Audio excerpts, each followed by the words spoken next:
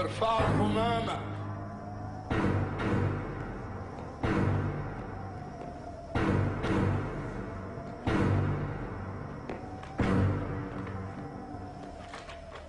أخ شريف، حكومة كافرة فاسقة وداعرة.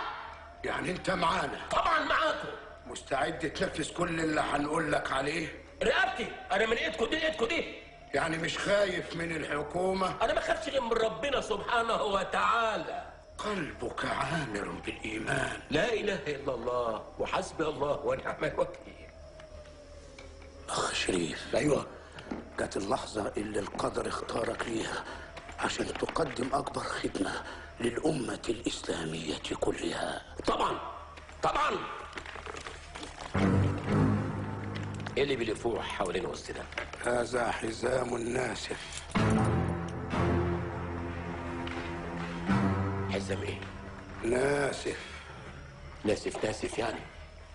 احنا واثقين من إيمانك، متأكدين إنك مش هتتردد إنك تضحي بروحك من أجل الأمة الإسلامية كلها، والشهادة هي المكافأة الكبرى التي ستنالها بمشيئة الله. أنت مكانك مش هنا. أمال فين؟ فوق. فوق فين؟ فوق مع الشهداء. وانتوا هتقعدوا هنا تحت وأنا هطلع فوق لوحدي؟ أيوة.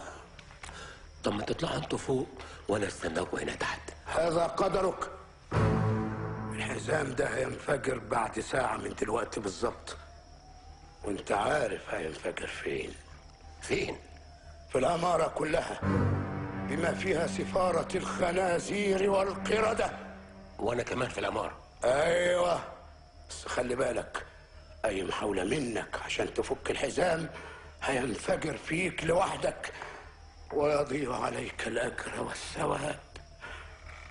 توكل على الله فهو حسبك ونعم المصير.